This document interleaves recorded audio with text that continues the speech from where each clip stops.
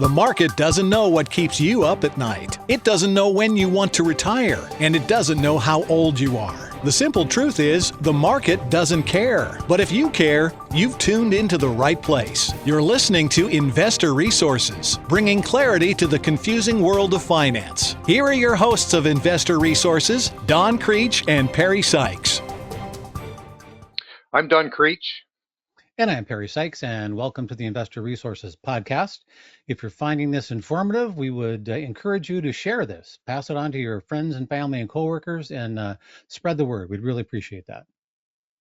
So today we're going to discuss interest rates. These have been on the news for a number of years, particularly with COVID, the ramp up that the Fed did. It wasn't just the Fed. Virtually every central bank in the world ramped up interest rates to, in the current frame of history, an unbelievable rate. Yes. We only hit 5.5, which historically is not all that bad for the United States. It's been much higher. Not, no.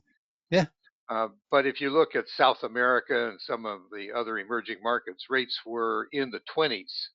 And you're saying, how on earth does that, how does that work? How do you operate there? Yeah. So for the last several years, the stock market investors, we've been waiting for interest rates to come down. We want lower rates, and we finally had the first reduction by the Fed since COVID in this last month. And that excited markets, and it excited the real estate market.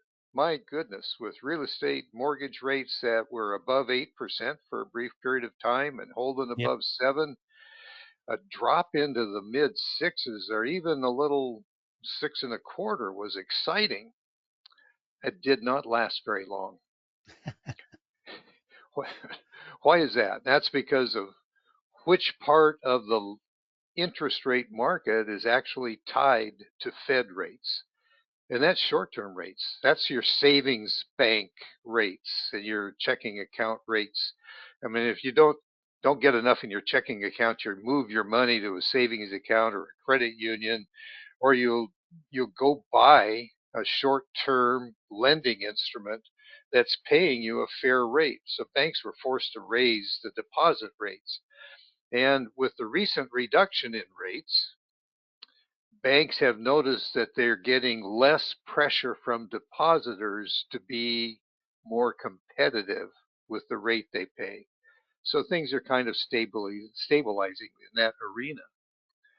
But investors who are concerned about inflation have a different perspective. They're much more skeptical about inflation being whipped, as President Nixon used to say.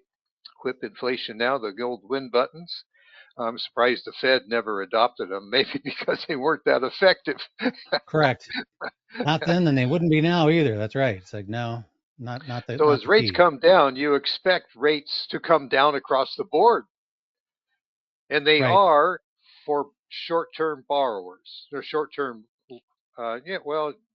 lenders. The depositor is a lender. You put your money in a credit union, your bank savings account, you are lending money to the bank. Correct. So for those rates, they're lower. But those who are concerned about inflation, looking 5, 6, 10, or more years downstream, not so much. No, and it's important right here to make sure everyone understands, that there were so many people, especially in the real estate market, because the high mortgage rates really were depressing residential real estate purchases. And it's like, oh, thank goodness, rates have been cut, mortgage rates are going down.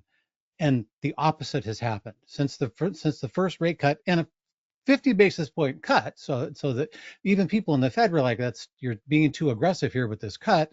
And instead of mortgage rates going down, mortgage rates ticked up, because the Fed, like you said, Don, affects short-term interest rates, and the mortgage rate is tied much more closely to the 10-year bond, which the Fed doesn't set the price for. That's a market-driven interest rate. So the bond market doesn't believe that, number one, that inflation is gone for good, and number two, that we're heading for a recession. They're like, no, we think everything's fine. The jobs number was great. We don't think there's going to be a series of heavy rate cuts, and so they're discounting that. on the 10-year, and that's where mortgage rates are tied. So even though the Fed cut rates, mortgage rates went up from where they were. So it's just another one of those things. Don't believe the narrative always. I can't wait for rates to get cut because mortgages are going to go down. It doesn't work that way in economics. It's always more complicated than what people try to make it. And track the number, track the data, and then respond to that. So this chart shows what's happened with long-term interest rates, and the mortgage rates are rising. That's actually slowed the number of new housing mortgage applications. Yeah. When rates were coming down in this period here over the last several months, the number of applications was accelerating. People were getting excited. We could afford to get into a house, and that's good for the economy. But with this uptick in rates, applications have been drying up. House sales have gone down. The only thing that supports housing prices right now is supply. And Yes. supply in most areas remains tight. However, we live in the Seattle metro area, and for Seattle, houses on the market have recently increased. And to explain that, it looks like it's because people had hung on to their houses that they had no need for. They moved out of the city, and easy for us to understand why. They move out of the Right. city or out of state, and they still have this house because prices are rising, and they think they can sell it for a much bigger bang later on. All of a sudden, they've decided, hey, we got to get rid of this stuff. And so we have in some areas, predominantly blue Democrat cities, we have an increase in supply. Seattle, San Francisco, Portland, I believe LA is in that same category, and there are a couple cities on the East Coast where people are saying, "I just got to get rid of this stuff." Now we need lower interest rates, but lower interest rates are going to be a function of whether or not inflation is really under control. And Sure. while we had an uptick this last week in inflation, it was a little higher than expected. The prior 2 months, July and August, inflation was the core inflation rate that's really important to the Fed was at an annualized rate of 4%. That's double what the Fed wants to see. Yep. And if we look at housing, the annualized rate was 5, and household spending, which I would say, largely that's staples, utilities, those kinds of things, was at 4. It hasn't come down. So if September's data, the uptick in September, persists into the next several months, the Fed's really backed into a corner about whether or not they can continue lowering short-term rates. Yep. And Fed President Bostic, I think he's in Atlanta, is out this last weekend saying, we don't need to cut rates this next month. Yep. Mary Daly in San Francisco says, well, we could cut them, but maybe not so much. The Fed's, the open market committee members are somewhat divided about what they're doing. Now, do they need to cut rates? And the answer is yes. Not because of the economy and not because they're concerned about you. They're no longer focused on inflation. Technically, they're focused on labor. But I would Correct. suggest the real focus is on the health of the banking system, because a vast majority of banks still hold a large portfolio of bonds, long-term bonds that were acquired when rates were 2 and 2.5%. And those bonds are worth 50% of what they were when they bought them. They're still on their balance sheet. It's still part of their capital. Yep. And the Fed has to lower rates so the value of those bonds rises. That will help create better capital structure in the banking system. So the Fed, here's just a premise, the Fed will continue to lower rates into next year, even if inflation resurrects as it did back in the 80s for Paul Volcker. When he cut rates too early, and he didn't whip inflation now, and we may well be in that same situation today. That's true. And Don, you may have just illustrated why the Fed is shifting its focus from inflation to the labor markets. because if the inflation doesn't act the way they need it to, they can say, but the labor market number is more important now. So it gives them a little cover for inflation coming back, which it very well may. We have no clue exactly how that's going to go, but because the jobs number is strong, the economy remains strong. That means uh, um, consumer spending is still doing well. That doesn't bode well for inflation coming down until people stop buying. It worked in the real estate. The real estate market had the clamps put on it, and one of the reasons that it increased with this rate cut was in the realty market, they're anticipating, well, we're going to have more buyers now because more people are going to qualify for more houses. Rates decrease, and then rates didn't decrease. So you have to take a step back and watch what the outcome is. What's the fallout from this? And my guess is the Fed's going to move more slowly because they're so uncertain about whether they should be moving at all. So if there's that much uncertainty about what we should be doing, whatever we do, let's just do a little bit of it and see how it goes.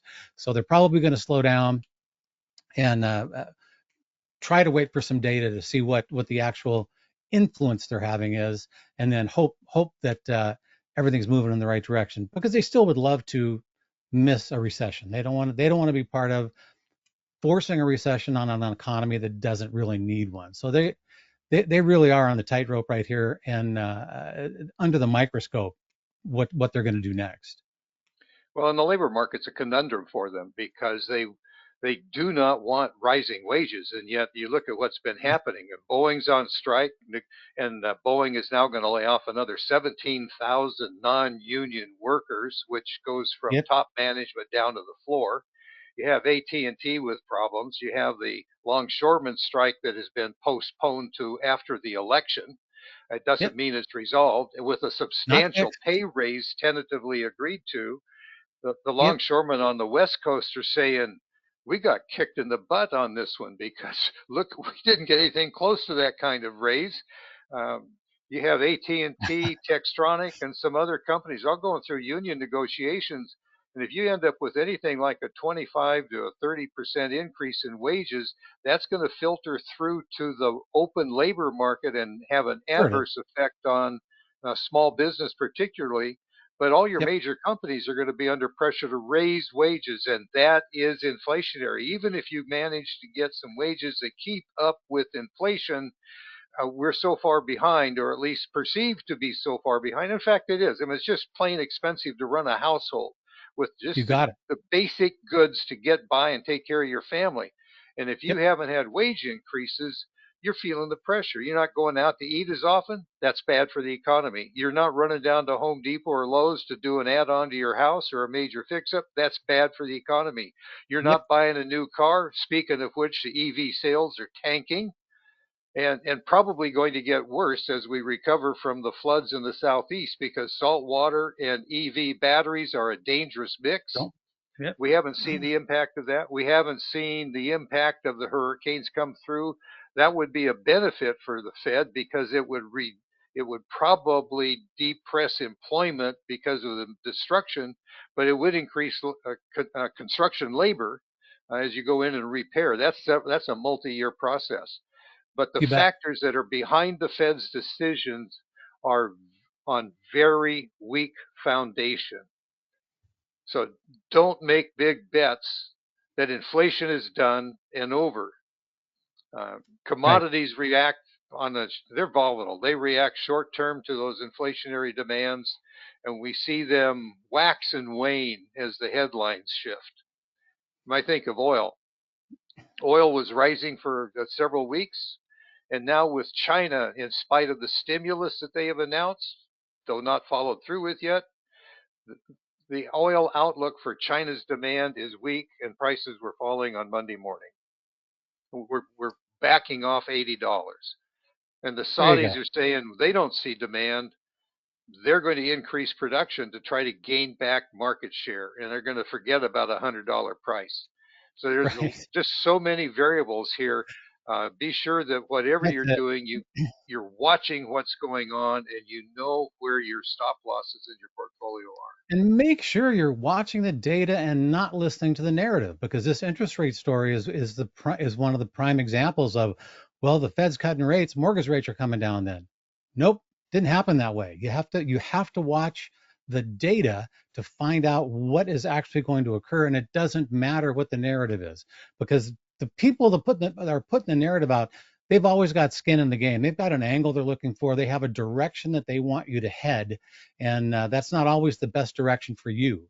So you need to track the data underlying whatever the narrative is and say, hey, is that really happening? Are we really getting things pushing in that direction? Is money really heading there or not? And that's what you need to decipher, not that the narrative says, hey, A just happened, that means B's coming up. Doesn't always happen that way, especially in economics. So if you have friends or family, coworkers that are interested in the same subjects you are, they may well be interested in this podcast. Why don't you forward it to them? Give them a link to it. We'd appreciate that. If you want to watch our live webinars we do on Stock Market Update, go to our website. It has 3 letters, IRI radio.com. That's the shortcut to get to the website. But subscribe down below if you haven't already.